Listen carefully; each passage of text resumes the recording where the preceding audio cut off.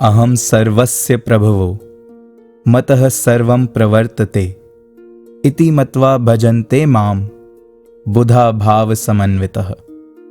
हे अर्जुन, मैं वासुदेव इस संपूर्ण जगत की उत्पत्ति का कारण हूं और मुझसे ही सब जगत चेष्टा करता है। इस प्रकार समझकर श्रद्धा और भक्ति से युक्त बुद्धिमान भक्तजन मुझ परमेश्वर को ही निरंतर भजते हैं। श्रीमद् भगवत गीता का ये संदेश साक्षी है कि इंसान के इस जीवन का लक्ष्य सिर्फ खाने पीने, सोने जागने एवं अन्य ऐसी क्रियाओं तक ही सीमित नहीं है। मनुष्य जीवन ये अनमोल दात हमें मिली है कि हम अपना मूल पहचान लें। हम जिस ज्योत का अंश हैं, उस ज्योति से अपना जीवन उजियारा कर लें।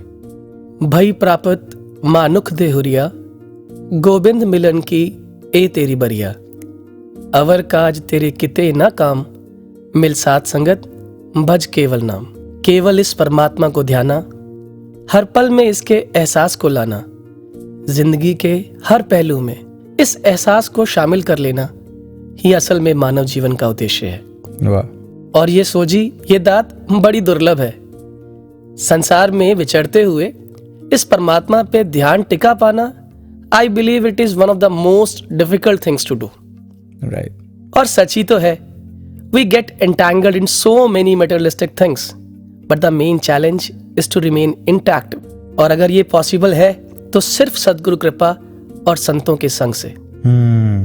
और जैसे तुलसीदास जी भी फरमाते हैं जी कि सुत, दारा और लक्ष्मी पापी के भी होए, संत समागम हरि कथा तुलसी दुर्लभ दोए। तो आइए भक्ति भाव के साथ भक्ति से जुड़े अनेक पहलुओं की बात करते हैं वॉइस डिवाइन के इस एपिसोड में। मैं हूं आपके साथ नवदीश और मैं हिमांशु। नमस्कार, धन निरंकार।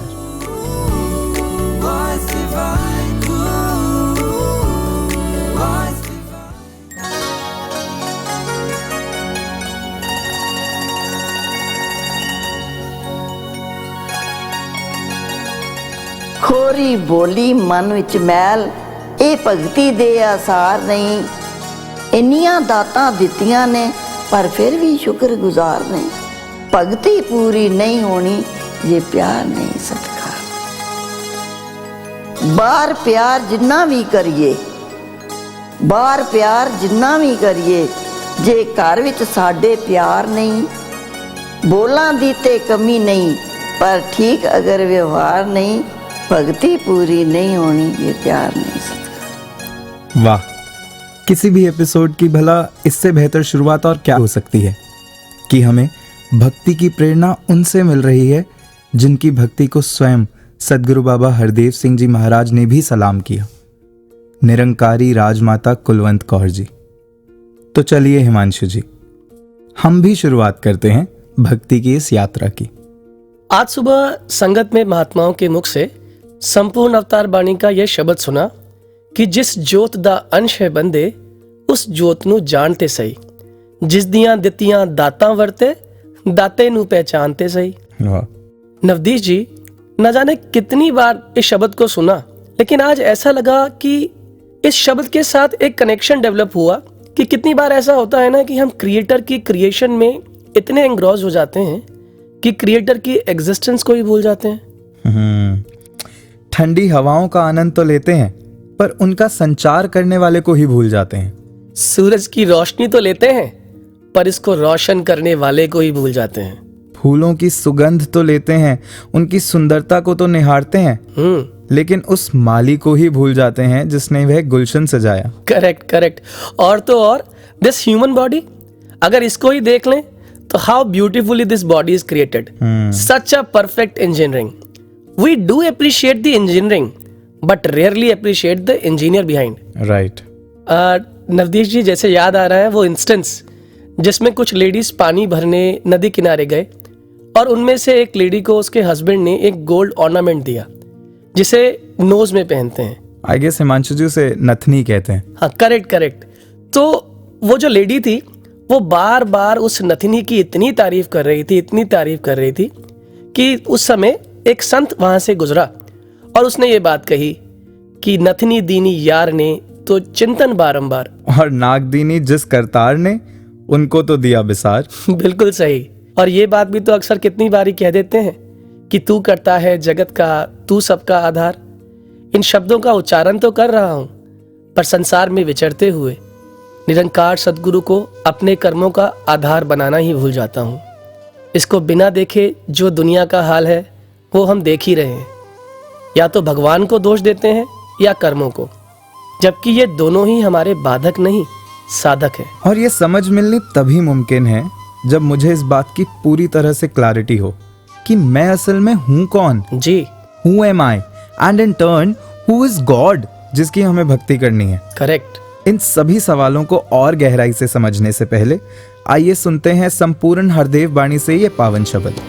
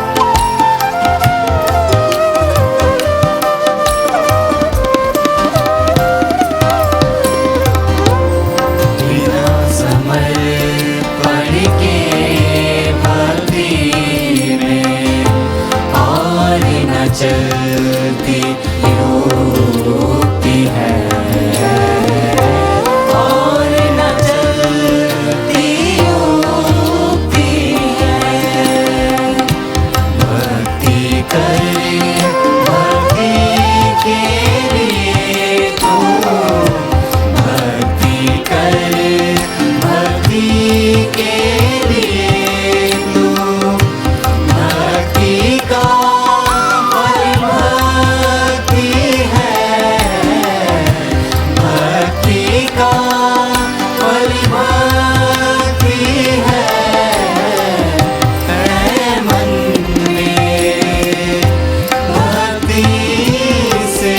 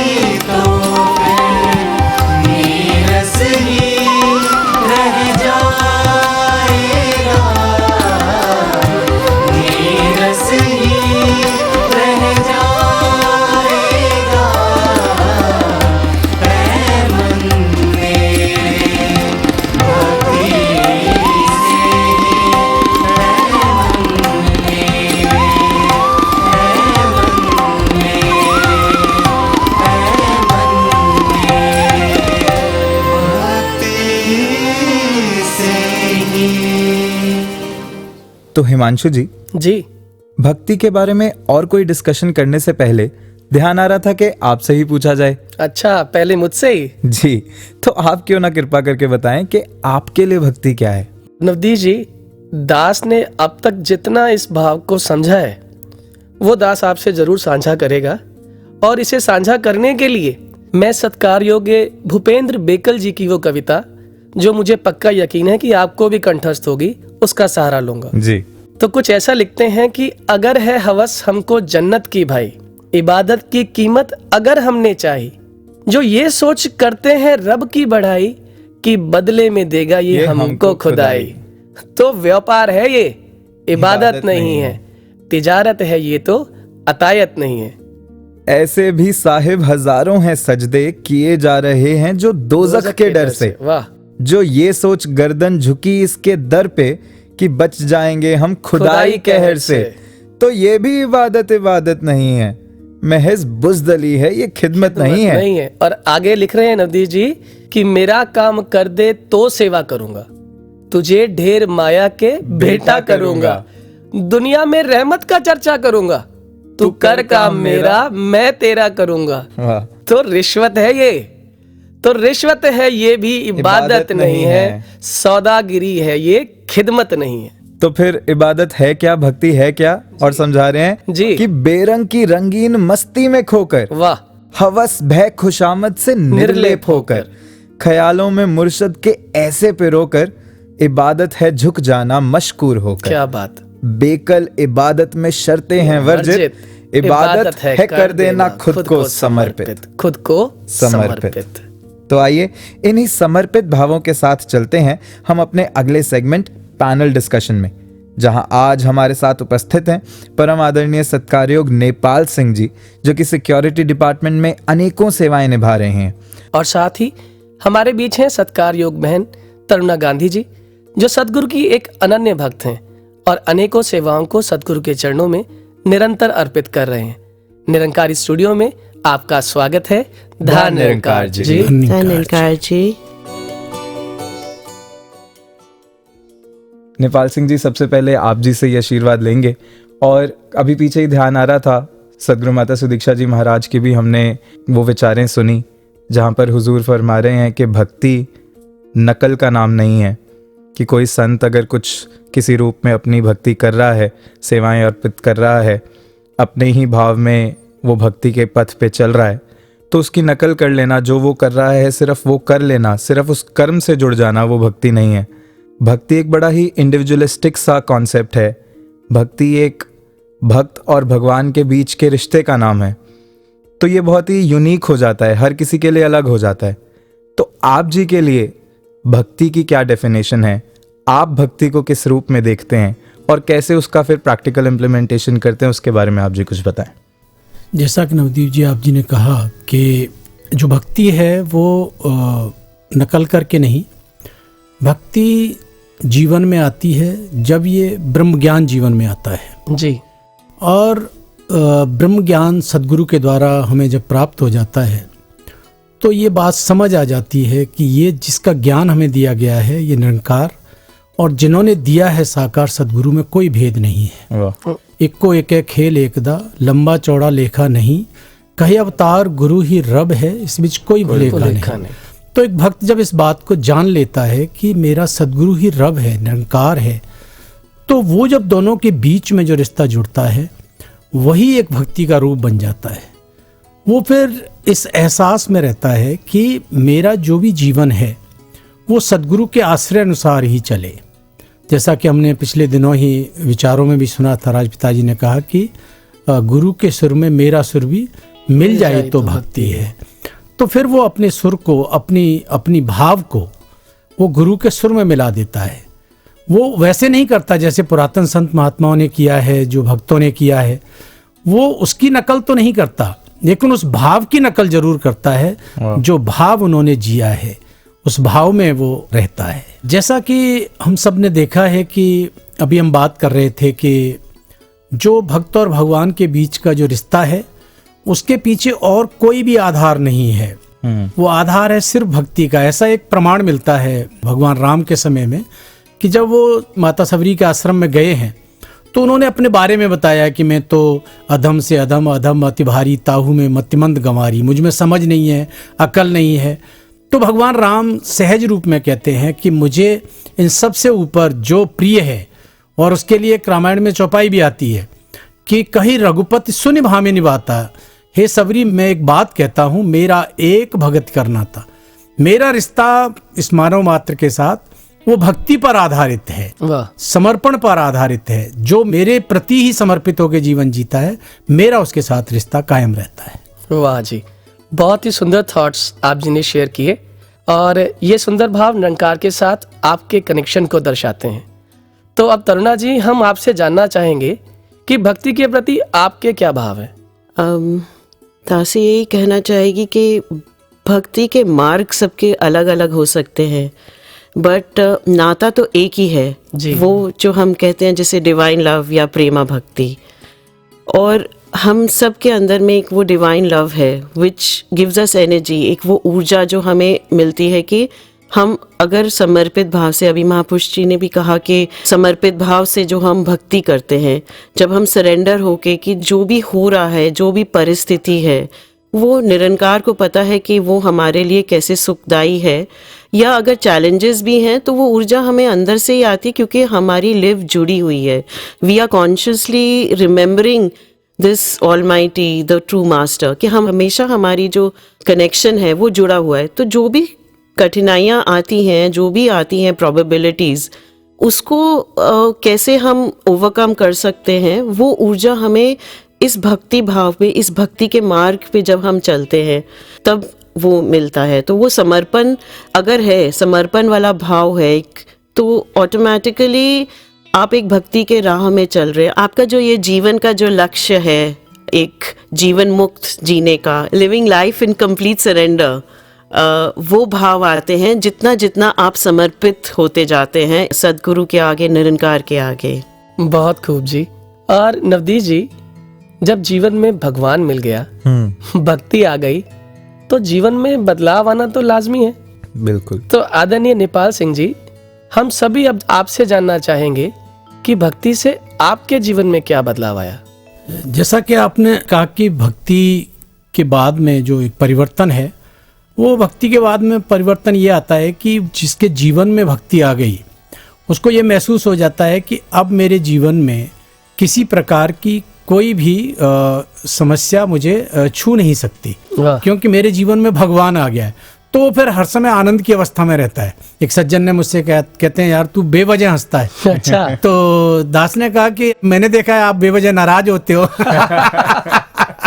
तो ये जो बेवजह हंसी है, जिसके पीछे कोई एक आधार नहीं लाना पड़ता, जिसके पीछे, तो वो सिर्फ और सिर्फ इसलिए है क्योंकि जीवन में सद्गुरु आ गए हैं। और एक जो इनसिक्योरिटी थी, एक जो मन में एक डर था, एक जो भय था, वो अब समाप्त हो गया है कि जो कुछ करने वाले हैं वो तो यही हैं।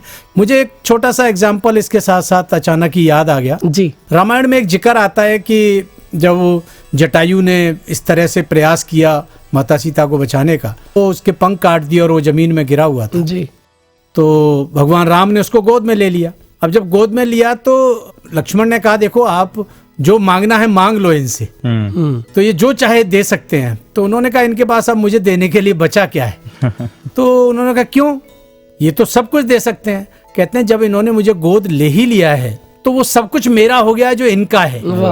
जब भगत अपने भगवान के साथ जुड़ जाता है तो उसको महसूस हो जाता है कि मेरा सद्गुरु तो पूरी सृष्टि का मालिक है, तो फिर वो निश्चिंत जीता है, फिर वो आनंद में जीता है, फिर वो हमेशा हंसते हुए मुस्कुराते हुए जीता है। डरते पै सब मुक जांदे ने, ख्वाहिश पूरी हुंदी है, प्रेम ते भगती होण जे कट्ठे, रूवी नूरी हुंदी है।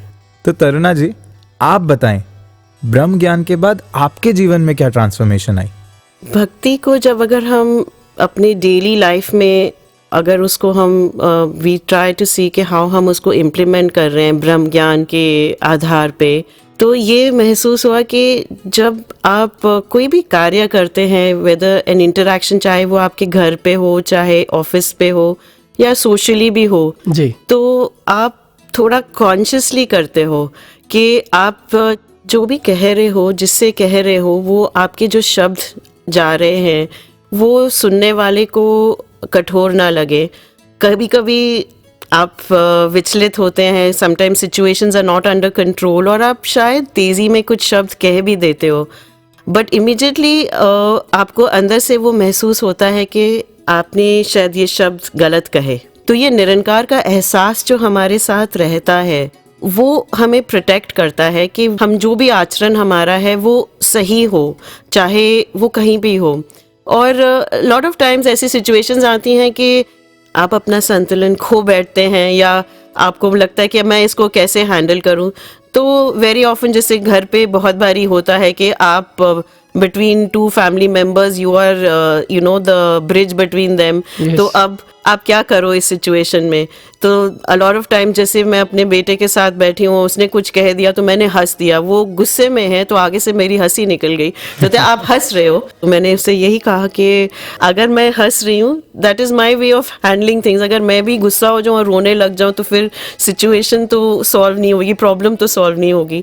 सो ये जो छोटी छोटी जो सिखलाइयाँ हमें सत्संग में जब हम आते हैं प्रैक्टिकल इम्प्लीमेंटेशन की, वो हमें हेल्प करता है।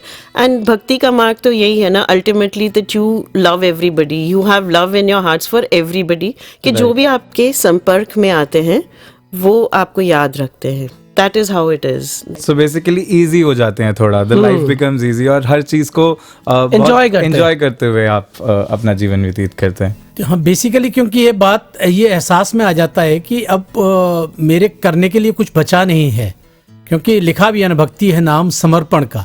जब आपने समर्पित कर दिया, अपने आप को पूरी तरह से सदगुरु को सरेंडर कर दिया, तो अब आपको कुछ करने के लिए शेष ही नहीं रहा है, फिर तो सिर्फ आनंद है, खुशी है, ब्लिस है। वाह। तो जैसा कि अभी हम देखते हैं कि जब इस अवस्था को प्राप्त हो जाता है, उसको पता चल जाता है कि मेरे जीवन का जो परम लक्ष्य है वो है ये प्रभु परमात्मा निराकार। और जैसा कि सदगुरु माता जी ने कहा कि एक अवस्था जो ब्रह्म ज्ञान के बाद की जो अवस्था है वो अवस्था है निरंकार ही हो जाना। अब जब निरंकार ही हो जाने वाली अवस्था को समझ गए कि अब मेरा जो वास्तविक स्वरूप है वो निरंकार है, तो दास को ऐसा ही एक एग्जाम्पल जहन में आया कि सदगुरु माता श्री दीक्षा जी महाराज का एक कल्याण यात्रा एमपी में, तो भोपाल में समागम चल रहा, अचानक पूज्य दिलबाग जी ने दास को कहा कि आप, एक परिवार है, आप वहाँ जाओ पहले से, तो वहाँ पे सदगुरु माता जी ने कृपा करनी है, जाना है। तो दास जब वहाँ पहुँचा तो रास्ता चूँकि इस तरह से था तो थोड़ा सा देर में पहुँचे। तो जैसे ही दास वहाँ पहुँचा तो दास ने देखा कि एक बहन है जो एक बहुत ही चेहरे पे एक तेज था और एक पॉजिटिविटी थी। तो दास ने उनके चरणों में धन्यवाद करते हुए कहा कि आपसे तो भगवान मिलने आ रहे हैं, क्योंकि वो दिव्यांग हैं। और तो सिर्फ और सिर्फ स्माइल, वो सिर्फ इस खुशी में थे कि आज मुझे भगवान दर्शन देने आ रहे हैं। और फिर वो जो कन्वर्सेशन कि सदगुरु क्या करूं, मेरा शरीर साथ नहीं देता, नहीं तो मैं वहीं दर्शन करने आती। आप आए, आपका बहुत बहुत शुक्रिया, आप मुझसे बहुत प्यार करते हैं। तो दास ने देखा कि हर वक्त वो जो कन्वर्सेशन था हुजूर के साथ उनका, कहीं कोई सिकवा नहीं, कहीं कोई गिला नहीं, कहीं शरीर के साथ जुड़ी हुई कोई बात नहीं कि मेरा शरीर साथ नहीं देता या मेरे शरीर में ये प्रॉब्लम है, सिर्फ और सिर्फ शुक्राने का भाव। तो भक्त की ऐसी अवस्था बन जाती है, वो जान जाता है कि जो कुछ भी है वो सदगुरु की कृपा से ही है, और वो हर वक्त आनंद की अवस्था में रहता है। मैं तेरा शुक्र करा मेरे साहिबा, मैं तेरा शुक्र करा मेरे साहिबा, मेरी जिंदड़ी ने साइया तैथों रहमतां ने पाइया, मेरी जिंदड़ी ने साइया तैथों रहमतां ने पाइया, मेरी सोच तो परा मेरे साहिबा, मैं तेरा शुक्र करा मेरे साहिबा, मैं तेरा शुक्र करा मेरे साहिबा।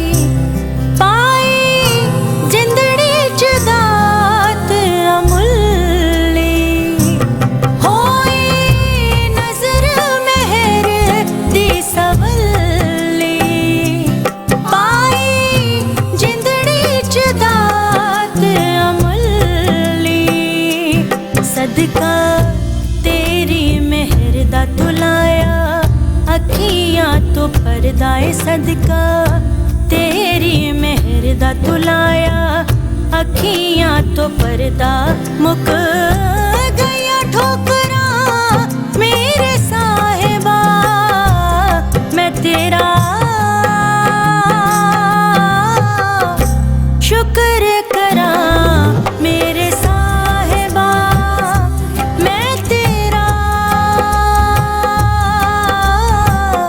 शुक्र करा मेरे साहिबा।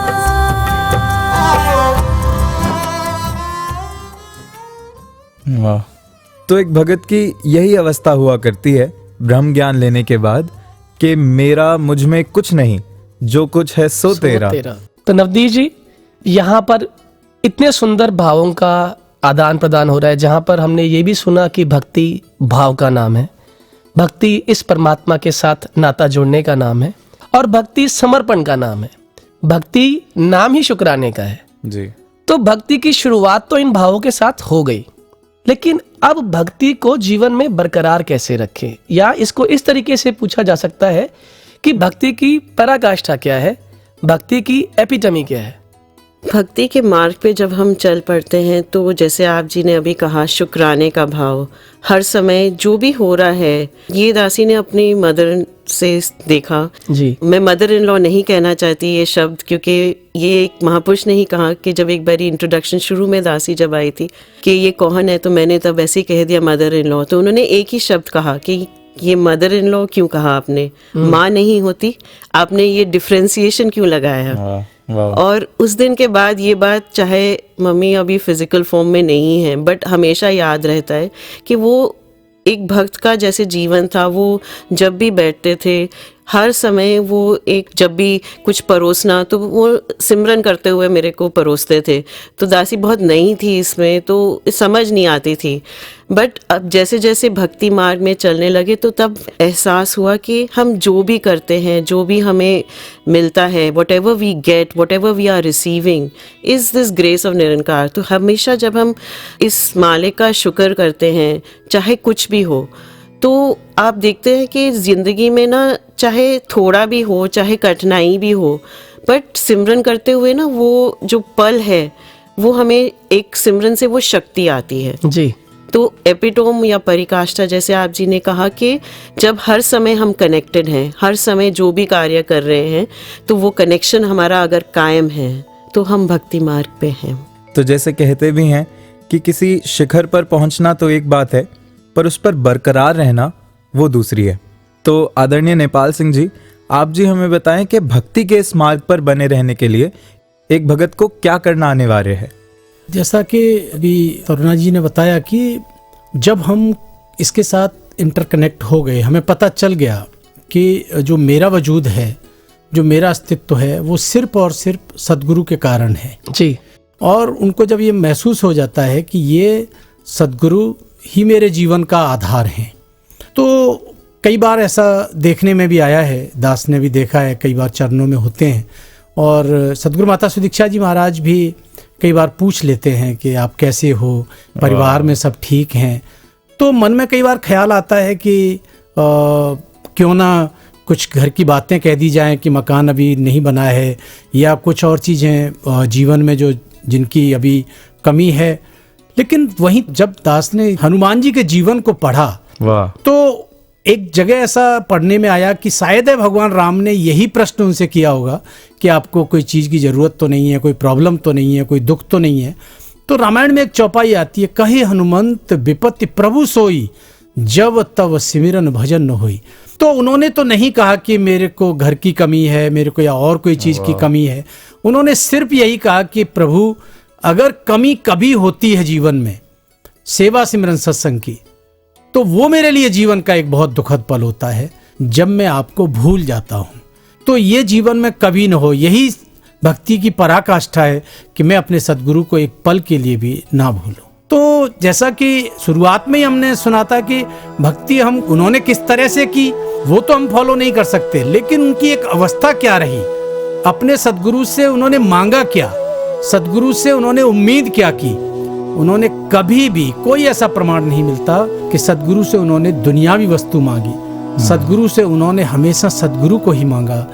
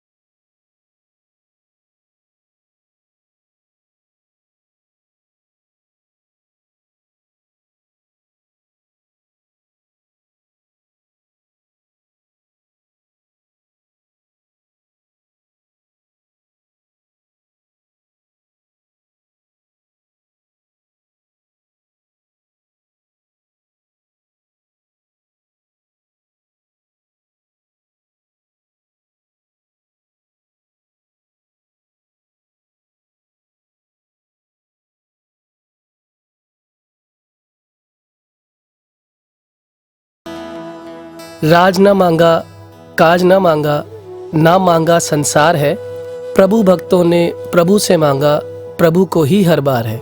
कितने सुंदर ऐसे ही भाव हमने आज पैनल डिस्कशन के सेगमेंट में सुने जी, जहाँ पे भक्ति के हमने कितने ही एस्पेक्ट्स को एक्सप्लोर किया। और नवदीप जी, ऐसे भक्ति भरे भाव मुझे पक्का यकीन है कि कोई भी अगर सुनेगा तो उसका विश्वास निराकार सतगुरु और साथ संगत में और दृढ़ हो जाएगा। ऐसे भाव साझा करने के लिए आप जी का बहुत बहुत शुक्राना। धन्यकार जी। धन्यकार जी।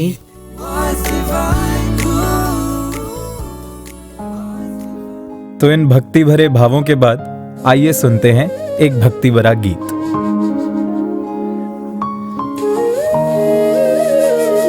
सजदे भी करे, शिकवे भी करे, ये भक्ति का दस्तूर नहीं। भक्ति है नाम समर्पण का, भक्ति है नाम समर्पण का, इसमें शर्तें मंजूर नहीं। सजदे भी करे, शिकवे भी करे, ये भक्ति का दस्तूर नहीं। भक्ति है नाम समर्पण का, भक्ति है नाम समर्पण का, इसमें शर्तें मंजूर नहीं।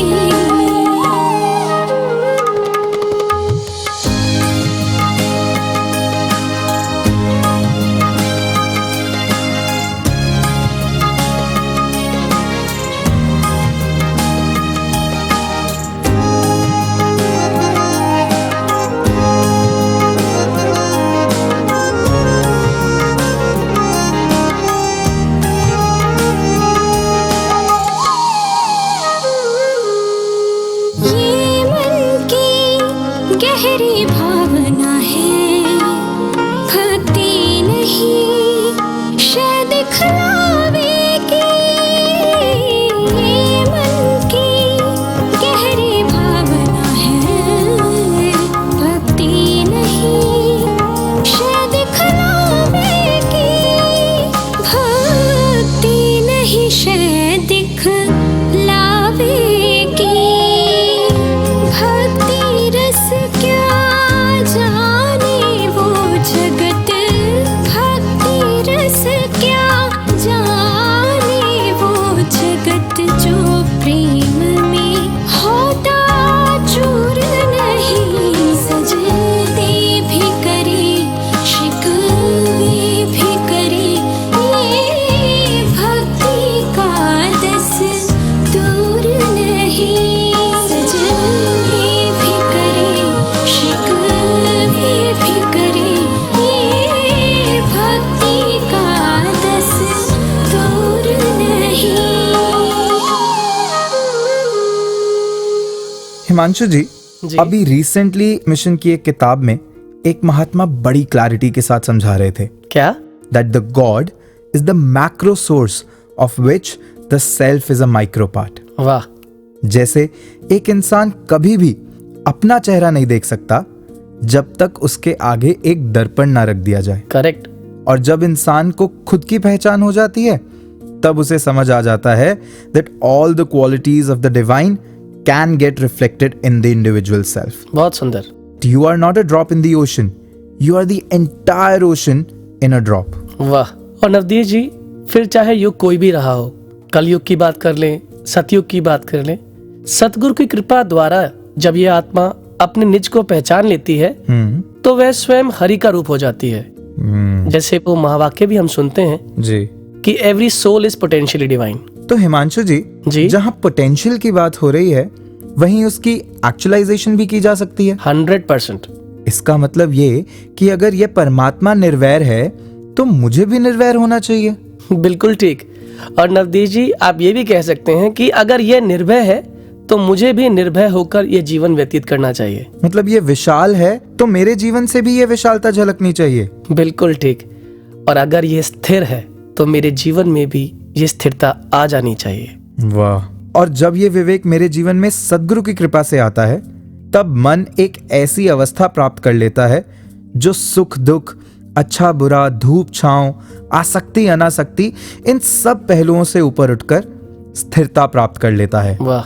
दुखेष्वनुद्विग्न मनः सुखेषु विगत स्पृहः वीतराग भय क्रोधः स्थित धीर मुनिरुच्यते।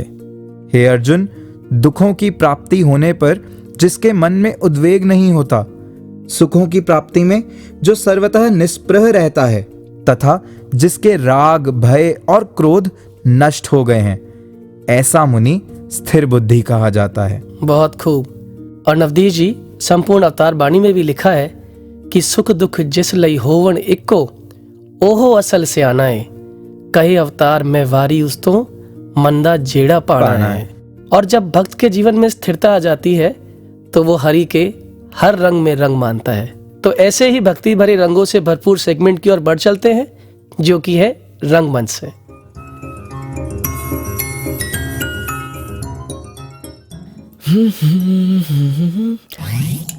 अरे भाई साहब जरा ध्यान से।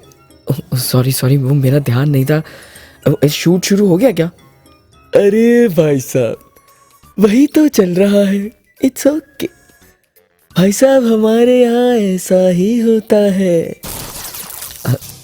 कैसा होता है? आप जान जाएंगे। क्या जान जाएंगे? यही कि और कितनी देर डॉक्टर साहब, आप बोलते क्यों नहीं? क्या? नहीं नहीं नहीं, कह दो ये झूठ है। भाई साहब इस सीरियल में 3 बार क्यों बोलते हैं? नहीं मतलब इम्पैक्ट ज्यादा पड़ता है, क्योंकि रियल लाइफ में अगर मैं ऐसे बोलूँ ना घर पे, तो 3 बोलूंगा 6 खाऊंगा, सेंस नहीं बनता ना। अरे भाई साहब हमारे यहाँ ऐसा ही होता है। आप उन्हें बचा नहीं सकते? आप शायद जानते नहीं कि मैं उनकी अर्धांगिनी हूँ और आप सिर्फ एक डॉक्टर। हटिए, मैं करूंगी अब ऑपरेशन। अरे उसको बोल रही है सिर्फ एक डॉक्टर है। अरे सालों से पढ़ाई करी है उसने, वो बचाएगा उसके आदमी को। दिमाग खराब हो गया इसका। कौन है नालायक राइटर इसका? अरे डॉक्टर का कोट उतरवा के बिठा दिया उसको स्टूल पे। मुझको चक्कर आ रहे हैं, मुझे भी कोई स्टूल दे दो। अरे भाई साहब बोला तो था हमारे यहाँ ऐसा ही होता है। भावेश, भावेश, हाँ क्या हुआ? तू कब आया और यहाँ क्यों सो रहा है? अरे कुछ नहीं, वो तेरा नॉन सीरियस सीरियल का शूट देखते देखते सो गया यहाँ 10-15 मिनट के लिए। Non serious serial? एक एक्टर होके दूसरे एक्टर के काम को ऐसे बोलते हैं? ये सीरियल से ना बहुत अच्छा है वेब सीरीज एंड मूवीज का काम, ठीक है? खैर चलते हैं, अब प्रस्थान करें यहाँ से। हाँ मैं सामान लेके आई बस। ठीक है। वैसे ट्रैफिक दिखा रहा है आगे, आज टाइम लगेगा घर जाते हुए। और ये प्रस्थान क्या है? कोई हिस्टोरिकल प्रोजेक्ट मिला है क्या? नहीं, वो एक पॉडकास्ट का मौका मिला इस बार, तो ट्राई किया to be a part of it. That's nice. हाँ बस उसी में स्पिरिचुअल टॉपिक्स पर कुछ डिस्कशन हो रहा था, तो काफ़ी अच्छा लगा और मुझे तो पर्सनली बहुत पसंद है, you know, knowing about the one who created us. अच्छा। व्हाट? क्या हुआ? कुछ नहीं, बुजुर्ग होते जा रहे हैं आप। आजकल ज्ञान की बातें कर रहे हैं। मतलब ये बातें करने के लिए बुजुर्ग होना पड़ता है? ऑब्वियसली यार, अभी एज थोड़ी है, अभी तो एंजॉय करना है। जॉब्स, करियर, देन फैमिली, फिर ओल्ड एज में आके ये सब करेंगे ना। अच्छा, और आपका ये एंजॉय करना, जॉब्स, करियर, देन फैमिली के बाद ओल्ड एज वाली स्टेज तक हम पहुंचे ही ना तो? अब तू ऐसे डिप्लोमेटिक रिप्लाईज देगा तो कैसे चलेगा? बी पॉजिटिव ना, भगवान जी सब अच्छा करेंगे। ओके भगवान जी, सुन रहे हो ना?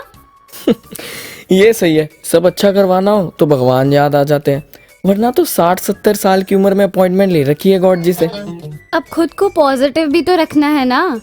And for that I do daily practices like yoga, meditation, अब तो मैनिफेस्टेशन भी।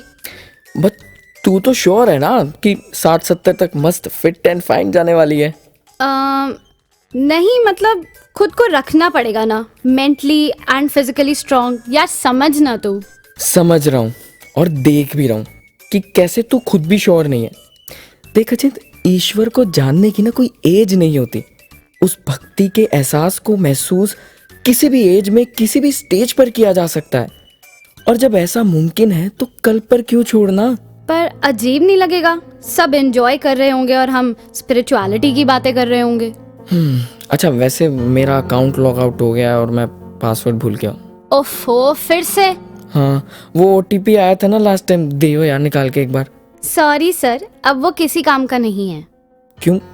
OTP है ना वो तो। हाँ जी, इसीलिए 1 टाइम यूज होता है, बस उसके बाद एक्सपायर, खत्म, टाटा बाय बाय। वही तो, ये एक एक सांस भी ना OTP ही है इस लाइफ का। ये एक ली हुई सांस दोबारा नहीं आएगी। कितने OTP हम यूं ही वेस्ट कर देते हैं यार। ये जो अभी अजीब वाली बात कही ना तूने, यार अजीब तो तब लगेगा ना जब सब हासिल कर लेंगे लेकिन सुकून की सांस नहीं होगी, क्योंकि ये डिजायर्स तो कभी खत्म नहीं होने वाली, और ना ही ये पता लग पाएगा कि हम आए क्यों हैं इस धरती पर, बस भागने दौड़ने। और किसने कहा आध्यात्मिक होने का मतलब है एंजॉय नहीं करना, करियर नहीं बनाना? इनफैक्ट स्पिरिचुअल विजन मिलता है ना तो क्लैरिफिकेशंस आती हैं, सही और गलत में अंतर पता चलता है। भक्त प्रहलाद ने इसी OTP को जान लिया था इतनी छोटी सी उम्र में। हम तो फिर भी एक मैच्योर स्टेज पर आ चुके हैं। Why to wait for some future days when we have our today? बात तो सही कही है। वैसे भी जब जब स्पिरिचुअल थॉट्स में जाती हूँ तो अलग ही पॉजिटिविटी मिलती है, बिल्कुल उस फेमस शो के डायलॉग की तरह, भक्ति ही शक्ति है। बट थैंक्स ये साइड दिखाने के लिए भी। वैसे बातों बातों में डायलॉग तो सही मारने लग गया है तू, है? सीरियल्स में काम करेगा? नो, कभी नहीं। एंड लुक, प्रॉमिस कर, तू ये सीरियल वाली लाइफ ना पर्सनल लाइफ में कभी नहीं लाएगी। क्या मतलब? अरे तेरा क्या भरोसा, भगवान ना करे कुछ हो जाए मुझे तो तू तो डॉक्टर के पास ले जाने की बजाय खुद ही ऑपरेशन करने बैठ जाएगी मेरा। डोंट वरी, तेरे सारे OTP ठीक कर दूंगी।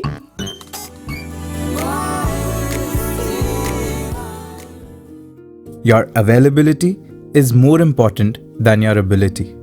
नाइस। हिमांशु जी, जी। ये लाइंस जो बाबा हरदेव सिंह जी महाराज के मुखारबिंद से न जाने कितनी बार सुनी, बचपन से ही मन में घर कर गई थी। कुछ साल पहले पुणे शहर में कुछ वक्त रहने का मौका मिला। ओह वाह, और वहां की साध संगत से भी भरपूर आशीर्वाद प्राप्त हुआ। क्या बात। एक दिन किसी संत ने दास से कहा कि महापुरुषों, यहाँ भवन पर हर शनिवार सुबह इंग्लिश मीडियम सत्संग की शुरुआत की है और अभी कुछ ही वक्त हुआ है। आप कृपा करें, खुद भी आएं और अपने साथ और भी संतों को लेकर आएं। उस वक्त तो किसी तरह हामी भर दी, पर घर वापस जाते समय मन में विचार आया कि नवदीश, हामी तो भर दी, पर छुट्टी वाले दिन सुबह सुबह उठकर क्या तू पहुंच पाएगा भवन? एक ही तो छुट्टी मिलती है, क्या तू वो भी सुबह जल्दी उठकर खराब कर देगा? और क्या फायदा ऐसी नींद भरी हालत में संगत जाकर? क्या समझ पाएगा, क्या सुन पाएगा? सिर्फ टाइम वेस्ट करके आ जाएगा। हिमांशु जी, अभी इस असमंजस में मन फंसा ही था कि वहीं कहीं बाबा जी का यह कोट मोबाइल में सामने आ गया। Which one? Your availability is more important than your ability. ओह। और फिर हुजूर का वो संदेश भी सामने आया जहां उन्होंने हमें समझाया कि इस जीवन में जो भी पल सत्संग में हरि चर्चा करते हुए और इस प्रभु पिता परमात्मा के एहसास में बीतते हैं, वही सफल है। असल जिंदगी जीना तभी सार्थक है जब हम अपने अंदर से आलस्य, मोह, लोभ, इन विकारों को निकालकर इस निरंकार परमात्मा को मन में बसाते हैं, ट्रू, प्रभु भक्ति का रास्ता अपनाते हैं। ये सब विचार सुनने के बाद मेरे मन में ये ख्याल आया कि कितनी बार मैं अपने मन में इस बात की सहमति भर चुका हूं कि सत्संग से ही मुझे सारे सुख मिलने हैं। करेक्ट। संतों के संग में बीते पलों से बेहतर कोई पल नहीं है। तो फिर क्यों जब जीवन में मुझे ऐसे पल निरंकार द्वारा बख्शे जाते हैं तो मैं तर्क वितर्क में फंस जाता हूं? क्यों मेरा उन पलों को चूज करना एक सवाल बन जाता है? नवदीश जी, आपका जो इनिशियल डाउट था, मैं तो आपकी कन्वर्सेशन सुन के ऐसा ही फील कर रहा था। थोड़ा ट्रबलसम तो रहा होगा आपका सुबह सुबह उठना, पर यह भी समझ आया कि आपके अवेलेबल होने के भाव से ही सत्संग जाना संभव हो पाया। और नवदीश जी, यहाँ एक थॉट और दिमाग में आ रहा है कि बीइंग टीचर्स, आप और मैं अक्सर देखते हैं कि क्लास में there are many children who are bright, और we can say that they are gifted with this ability कि दे ग्रास्प थिंग्स क्विकली। वैसे ऐसे भी बच्चे होते हैं ना जो थोड़ा समझने में स्ट्रगल कर रहे होते हैं जी।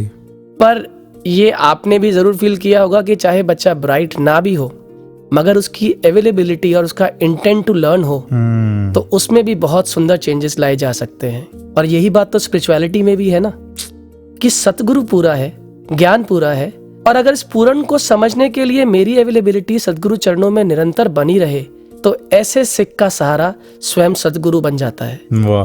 तो बात ये आती है कि इसका ध्यान तो मुझ पर हमेशा ही है, मैं इस पर ध्यान कर लेता हूँ तो बात बन जाती है। वाह। और बात बनती है मानने से। जो मानते हैं वही मानने का असर जानते हैं। ओह अच्छा नवदीश जी, आई गॉट इट। आपका इशारा है हमारे अगले सेगमेंट की ओर, जो है जब माना तब जाना।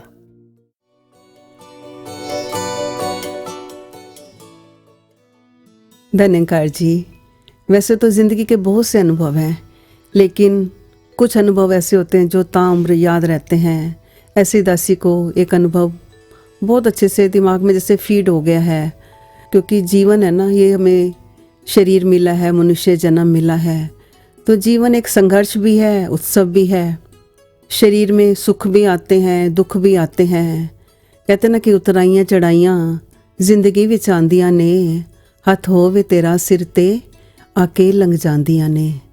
ऐसे ही दासी के जीवन में, दासी जब छोटी थी तो दासी के बड़े भाई इस निरंकार प्रभु में लीन हो गए। तो दासी बड़ी उदास रहती थी, बड़ी बेचैन रहती थी कि ये क्या हो गया। और इधर से दासी की मम्मी की तबीयत भी बड़ी ख़राब रहती थी, वो भी बड़े डिप्रेस हो गई थी कि ये क्या हुआ है हमारे साथ। तो दासी उनको देख के और ज़्यादा परेशान हो जाती थी कि क्या किया जाए। ना संगत में मन लगता था, ना सिमरन में मन लगता था, बस हर टाइम उदासी उदासी छाई रहती थी। तो ऐसे ही दासी की एक दिन फ्रेंड जो है, जो कि वो भी ज्ञानवान थी, तो दासी के पास आई तो उसने देखा कि ये बहुत उदास है, ना ढंग से बात करती है। तो ऐसे ही उसने कहा कि चलो ऐसे करते हैं, हम ना कोठी चलते हैं, बाबा जी के पास चलते हैं, तो सतगुरु का आशीर्वाद लेकर आते हैं। तो दासी ने कहा ठीक है। तो अगले ही दिन दासी, दासी की बहन, दासी की फ्रेंड, हम तीनों ना कोठी चले गए। वहाँ गए तो हमने देखा कि हजूर जो है कमरे में जा रहे थे। हम हाथ जोड़ के वहीं पे खड़े हो गए। हजूर ने हमें देखा, हजूर हमारे पास आ गए। तो दासी को तो हिम्मत भी नहीं हुई कि दासी कुछ हजूर के सामने बेनती रखती, लेकिन दासी की जो फ्रेंड थी उन्होंने हजूर के आगे बेनती करी कि ऐसे ऐसे परिवार में हुआ है, ये बहुत ही उदास रहते हैं, इनकी मम्मी की भी तबीयत ठीक नहीं रहती है, आप जी आशीर्वाद दो।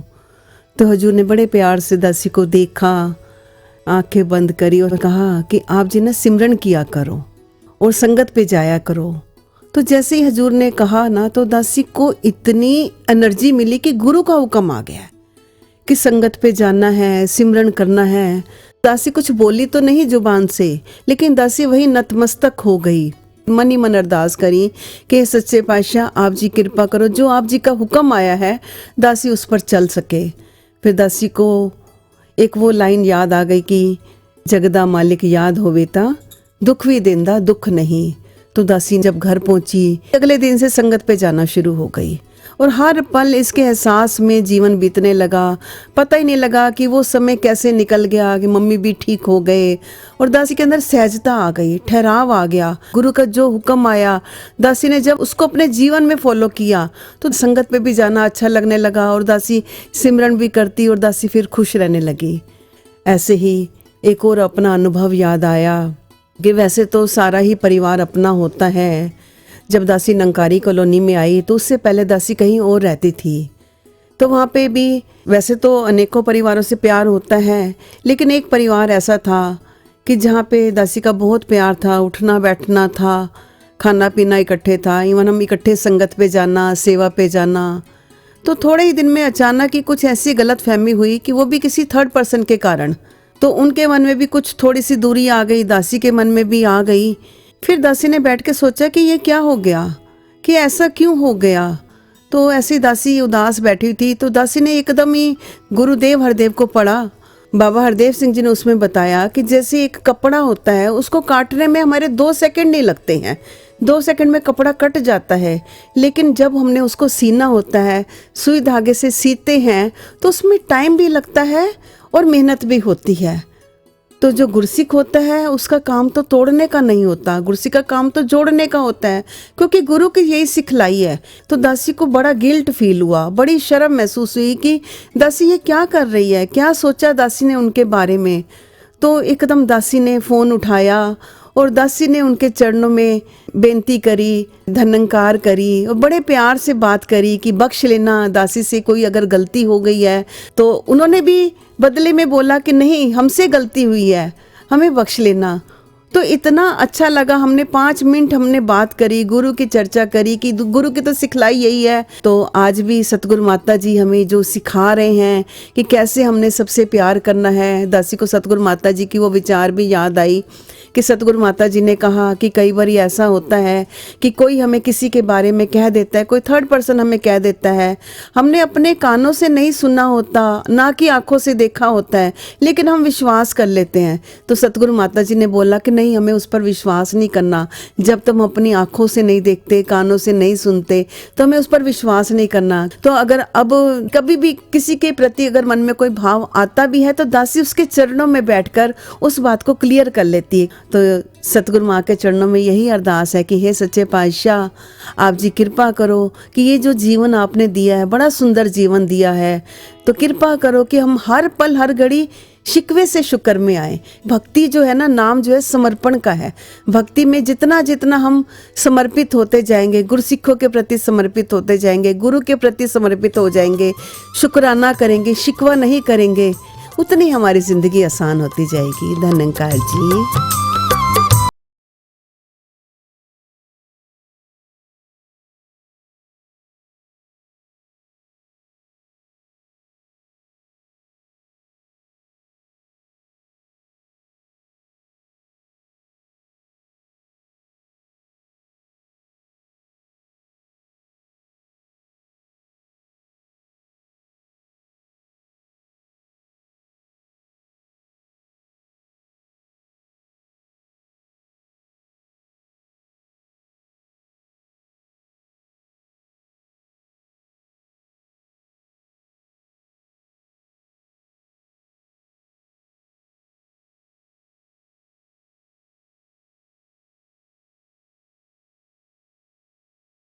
शुरुआत में आपसे एक सवाल पूछा था कि भक्ति क्या है। इस पूरे एपिसोड के दौरान ना जाने कितने संतों से कितनी ही शिक्षाएं प्राप्त की जी। और अब जब हम इस एपिसोड को इसके अंतिम दौर तक लेकर जा रहे हैं, मैं फिर आपसे ये सवाल पूछता हूँ, आपके लिए भक्ति क्या है? नवदीप जी, मेरे लिए भक्ति अगर आप जानना चाहें तो जीवन में शुक्राने का भाव होना ही भक्ति की पहचान है। शुक्र किए जा तू मालिक का, शुक्राना ही भक्ति है, शिकवे गिले को लपे अपने ना लाना ही भक्ति है। सो ऑल इन ऑल अगर मेरा टेक अवे आप कहें तो वो यही है कि शुक्राना ही भक्ति है। शुक्राना तेरे हर पल होने के एहसास का, तेरी रहमतों का, इस रोशनी का शुक्राना जिससे मेरे जीवन का हर अंधेरा खत्म हो गया, हर कारण, हर सोच का शुक्राना, हर उस वस्तु, हर उस इंसान का शुक्राना जो मुझे तुझसे जोड़ते हैं।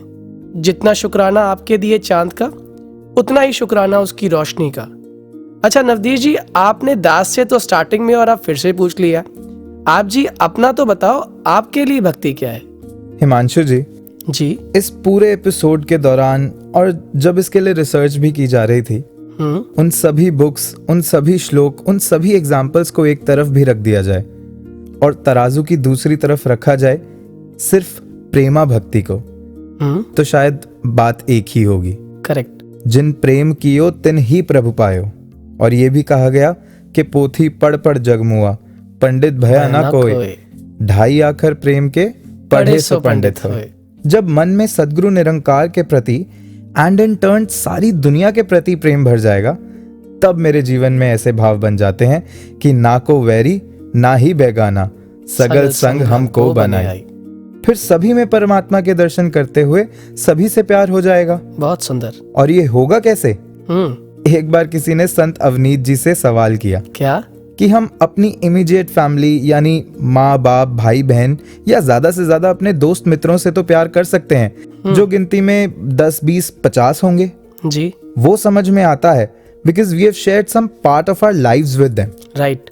पर ग्रंथों में तो कहा जा रहा है कि सारा संसार एक परिवार, सारी ही दुनिया से प्यार करना है, तो ये कैसे संभव होगा? फिर तो आगे से संत प्रेमा भक्ति भाव में, तो आगे से संत अवनीत जी प्रेमा भक्ति के भाव में समझाते हैं क्या कि आप अपने इमीडिएट सोशल सर्कल से प्यार करने के लिए इसलिए रेडी हो because you think you share some part of your life with them, you have something in common with them. परंतु ब्रह्म ज्ञान देकर सदगुरु ने हमें यह सिखा दिया कि हम सब ही इस परमात्मा का अंश हैं। ट्रू। अगर ब्रह्म ज्ञान को असल में जीवन में अपना लिया जाए तो समझ आता है कि हर जर्रे विच सूरत तेरी, हर पत्ते ते तेरा नाम। ये निरंकार प्रभु पिता परमात्मा अंग संग है, घट घट में मौजूद है। तो फिर जब इसका रूप हम हर एक में देखना शुरू करते हैं तो जीवन में प्रेमा भक्ति की शुरुआत होती है। और नवदीप जी, इसी प्रेमा भक्ति का संदेश तो आज जन जन तक पहुंचा रहे हैं समय के सदगुरु माता सुदीक्षा जी महाराज। तो चलिए हिमांशु जी, इन्हीं से ये अरदास करते हैं कि अपने हर गुरसिक को भक्ति का बल बख्शें और हर गुरसिक भी इनके वचनों के अनुसार भक्ति पथ पर आगे बढ़ता रहे। अब अपने श्रोताओं से विदा लेने का वक्त भी हो चला है, तो जाते जाते आपको जोड़े जाते हैं सदगुरु के पावन संदेश के साथ। हमें दीजिए इजाजत। नमस्कार, धन्य निरंकार।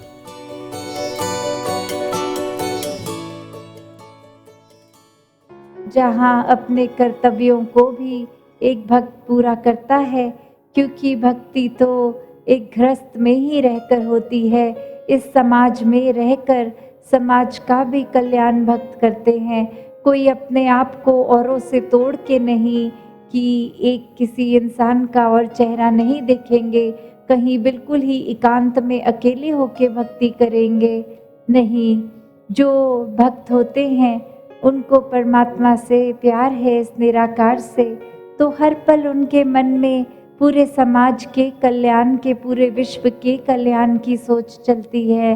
और ऐसी ही सोच है जिसकी वजह से वो हर एक की पीड़ा को भी अपनी समझ के, हर एक की ये आत्मा की पीड़ा, इसमें जो बात है कि ये आत्मा इतने समय से अपने आप को, इस झूठे शरीर को ही सच्चाई मान चुकी है, पर ये शरीर हमेशा के लिए नहीं है।